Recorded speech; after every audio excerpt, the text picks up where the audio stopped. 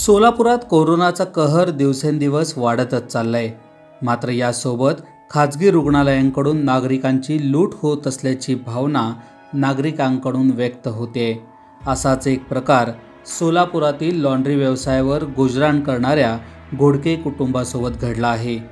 1 जुलै रोजी श्वास घ्यायला त्रास होऊ लागल्यानंतर नितीन घोडके यांच्या आईला सहकारी दवाखान्यात दाखल करण्यात आले. त्यानंतर त्यांच्यावर 4 दिवस कोणतेही उपचार केले गेले नाहीत. त्यानंतर त्यांना तुमच्या रुग्णाची टेस्ट पॉझिटिव्ह आली असून उपचारापोटी पैसे भरण्याची मागणी सुरू झाली. लुटीचा हा प्रकार पीडिताकडूनच ऐका. मी सोलापुरात आईला 1 तारखेला ॲडमिट केलं होतं मार्कंडे रुग्णालयामध्ये. आईचं नाव आहे भाग्यश्री राजेश घोडके. तर आमच्यावर प्रसंग असा आला सर की ॲडमिट केलेली तारीख आहे 1 तारीख आणि प्रशासनाकडे जी नोंद आहे ती आहे 7 तारीख. पेशंट दगावलेली तारीख आहे 9 तारीख.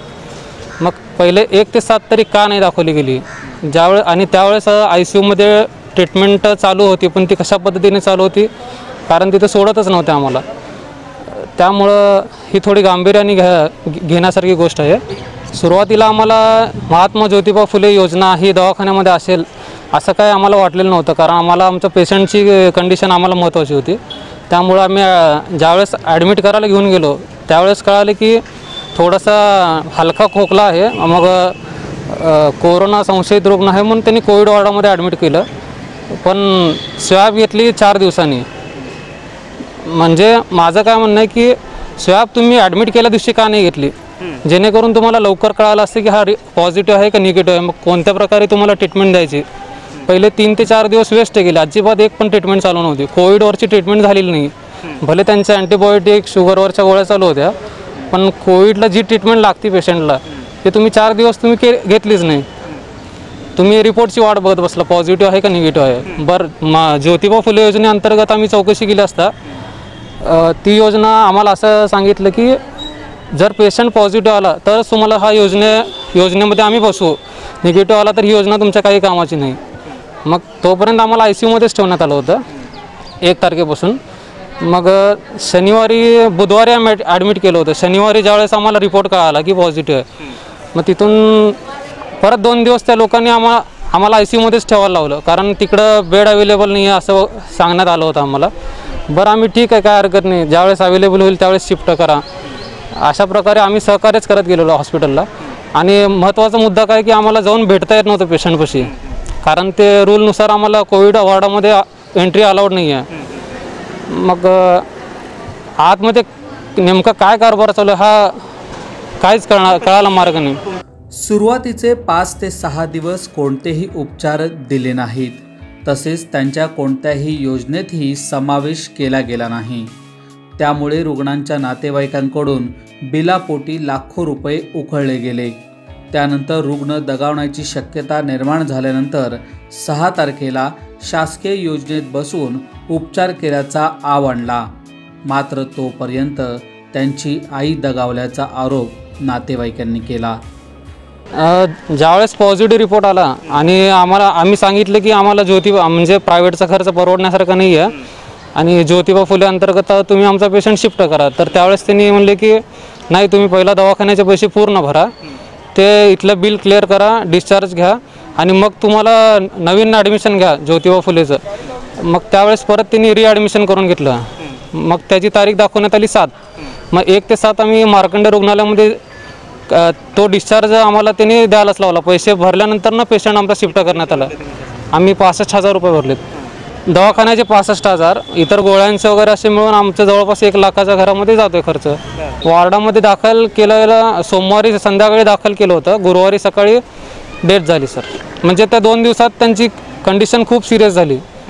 ह्याचं कारण काय तर पहिले 4 दिवस तुम्ही ट्रीटमेंट व्यवस्थित दिलेलं नाही आहे आणि गेल्या दिवशी हॉस्पिटलचं काम आहे की तुम्ही स्वॅब रिपोर्ट घ्यायला पाहिजे.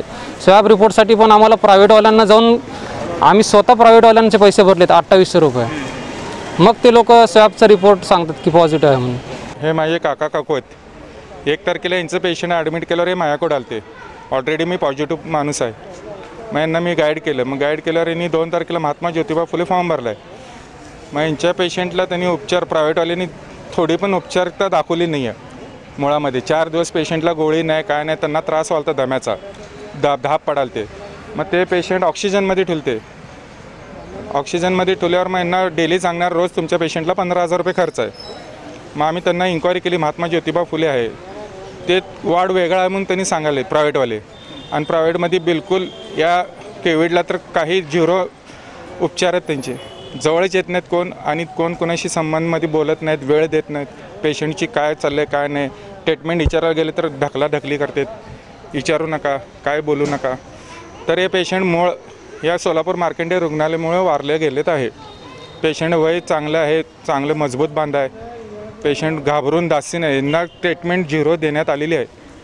आणि यांचं कसं झालेलं आहे, यांना पॉझिटिव्ह म्हणून सांगितले. आणि मी महानगरपालिकेमध्ये होमकर साहेबांना मी फोन केला तर त्यांनी म्हणले आमच्याकडं तर पॉझिटिव्ह रिपोर्टच नाही आहे. मी कुठल्या गोष्टीने पॉझिटिव्ह म्हणून सांगितले. आणि पेशंट 1 तारखेला ॲडमिट आहे, तर त्यांनी म्हणतात 7 तारखेचं दाखवले त्यामध्ये नोंदमध्ये, आणि आमच्याकडनं जवळपास एकदा 58,000 रुपये घेतलेले आहेत. तर त्या संदर्भात ना लूटमार चालू आहे प्रायव्हेटमध्ये. तर माझी जनतेला सांगण्यात एवढी इच्छुक आहे की प्रायव्हेटमध्ये कृपया जाऊ नये. गव्हर्नमेंटच्या रूल्सप्रमाणे गेलं तर व्यवस्थित ट्रीटमेंट, पेशंट पण घरी येईल आणि तुम्हाला पैशाचंही टेन्शन राहणार नाही. अर्थात हा प्रकार एवढ्यावरच थांबत नाही.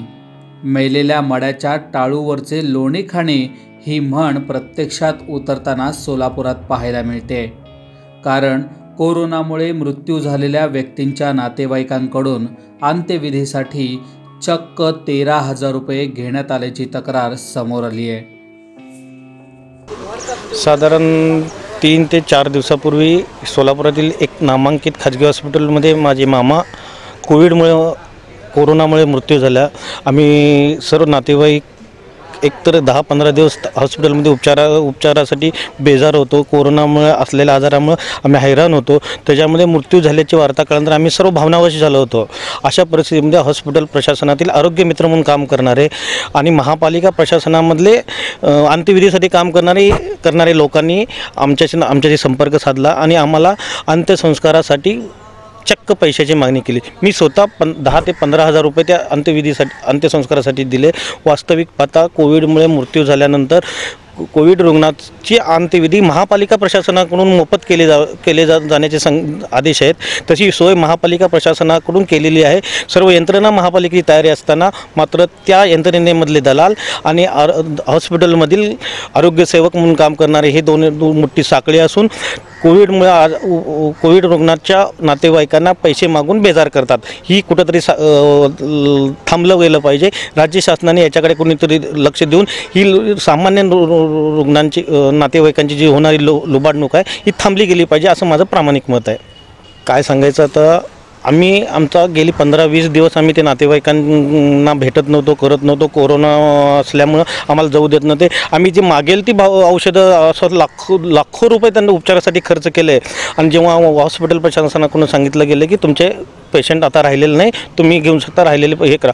पण हे झाल्यानंतर जेव्हा आम्हाला दुःखामध्ये होतो, आम्हाला काय करावं काय समजत नसतानासुद्धा हॉस्पिटल प्रशासनातले जे आरोग्यसेवक आहेत की ते निर्लज्जासारखे आमच्याकडे आले आणि आम्ही तुम्हाला अंत्यविधीसाठी तुमच्या धर्माप्रमाणे तुम्हाला सर्व सोय करून देतो, तुमच्या त्या नातेवाईकाचं तोंड देतो, तुमचे विधी पूर्ण करतो, मात्र त्यासाठी तुम्हाला 10,000 ते 15,000 रुपये पे करावं लागतील असं चक्क पैशाची मागणी केली. आता आम्हाला ह्या सर्व विधी एकतर कोरोनाची भीती, त्याच्यामुळे जवळ जायची संसर्गाची भीती आणि नातेवाईक मृत्यूनंतर आपला रुग्णाचं किंवा चेहरा पाहायला मिळतं म्हटल्यानंतर आम्ही पैसे दिले. पण नंतर हे लक्षात आलं की ही सर्व मोफत असताना पैशाची मागणी का केली जाते, ही कुठेतरी थांबलं पाहिजे म्हणून आम्ही आज तुमच्यासमोर आलेलो आहे. दरम्यान पालकमंत्री दत्तात्रय भरणे यांना याबाबत कल्पना दिल्यानंतर त्यांनीही केवळ शासकीय उत्तरे दिली आहेत, तर महापालिका प्रशासनही याबाबत वरवरची उत्तरे देताना दिसते. जी खाजगी हॉस्पिटल्स आहेत, रुग्णालय आहेत, त्यांच्याकडून रुग्णांकडून जी फीस आकारायची यासाठी शासन निर्देशानुसार अधिसूचनेत प्रसिद्ध केल्याप्रमाणे दर निश्चित करण्यात आले आहेत व त्याप्रमाणे जी 80% खाजगी रुग्णालय आहेत त्यातली 80% बेडची शासकीय दरांनुसार देण्याविषयीची कार्यपद्धती निश्चित करण्यात आली आहे. यासाठी महानगरपालिकेने यासाठी एक नियंत्रण कक्ष निर्माण केला आहे. त्याच्यासाठी एक महापालिकेचे अधिकारी श्री डंके म्हणून यांची त्या ठिकाणी नेमणूक करण्यात आली आहे.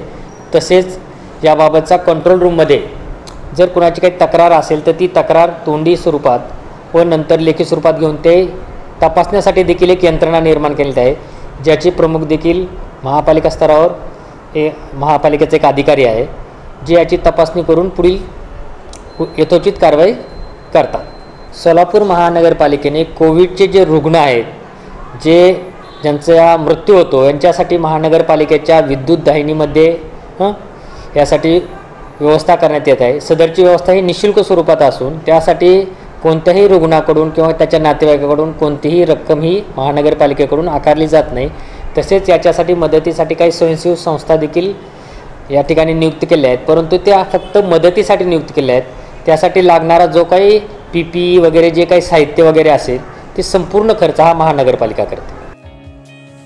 दरम्यान रुग्णांच्या या लुटीबाबत आता सोलापुरातील सामाजिक संघटना पुढे सरसावल्या आहेत. जर अशाच पद्धतीने रुग्णांची लूट होत राहिली तर सोलापुरातील सर्व संघटना रस्त्यावर उतरतील असा इशारा सामाजिक संघटनांनी दिलाय. हो, कोरोनाच्या नावाखाली सोलापूरमध्ये प्रायव्हेट हॉस्पिटलवाले हे सर्वसामान्य लोकांचं लुटमार करत आहे. एखादा पेशंट जर हॉस्पिटलमध्ये गेले की त्याला 1 लाख रुपये पहिला भरून घेणे, पुढे ट्रीटमेंट चालू करणे, आणि जरी पेशंट एखाद्याच वारला असेल तर त्याला न कळवता अजून 50,000 बिल आहे, 1 लाख रुपये बिल आहे, तेवढं भरा, आणि त्या भरल्यानंतर त्यांनी डिक्लेअर करत की पेशंट वारले म्हणून. माझी सोलापूरच्या जिल्हाधिकाऱ्यांना एक निवेदन आहे, ज्यास कोरोना महामारी हे आल्यानंतर जसं तुम्ही शासकीय रुग्णालयात उपचार चालू होते तसंच प्रायव्हेट हॉस्पिटलला तेव्हा अधिकार नव्हते, तसंच ह्या सोलापूरमधल्या प्रायव्हेट हॉस्पिटलमधनं तुम्ही ते अधिकार काढून टाकावे कोरोनाचं ट्रीटमेंटचं, आणि शासकीय रुग्णालयामार्फत कोरोना पेशंटची ट्रीटमेंट झाली पाहिजे. मी जिल्ह्याचे पालकमंत्री आणि जिल्हाधिकाऱ्यांना मी आवाहन करतो, आपण प्रायव्हेट हॉस्पिटलमधलं ट्रीटमेंट हे बंद करून टाकावे आणि शासकीय रुग्णालयात आपण ह्याचं ट्रीटमेंट चालू करावे. कारण एखादं पेशंट जर सर्वसामान्य जरी पेशंट असेल जो प्रायव्हेट हॉस्पिटलमध्ये ॲडमिट केल्यानंतर तो त्याच्या घरच्याला वाचवण्यासाठी स्वतःच्या घरचं सोनं नाणं घाणवट ठेवतो, एखाद्या सावकाराकडनं पैसे व्याजाने घेतो किंवा हे असे काय गोष्टी, आणि त्यातसुद्धा तो पेशंट वाचत नाही. आज आपण शासकीय रुग्णालयात आपण तुम्ही बघितलं तर ट्रीटमेंट योग्य प्रकारे होत आहे, पेशंटची लुटमार होत नाही, प्रायव्हेट हॉस्पिटल लुटमार करत आहे. हे कुठं तर थांबलं पाहिजे ना, तर सर्वसामान्य आम्ही सर्व युवक संघटना सोलापूरमधले एकत्र रस्त्यावर येऊन ह्याच्या विरोधात आम्ही आंदोलन छेडलं जाईल आमच्याकडनं. सोलापूर हे तसे कामगारांचे शहर. इथली 40% लोकसंख्या ही मजुरीवर काम करते. त्यामुळे दिवसभर कष्ट केल्यानंतर रात्री चूल पेटणाऱ्या या नागरिकांची बेफाम लूट थांबवून खासगी रुग्णालयांवर चाप बसविणे गरजेचे आहे. अन्यथा कोरोना होऊ दे पण उपचार नको अशीच भावना सर्वसामान्य नागरिकांची झाली आहे. Solapur news network, Solapur.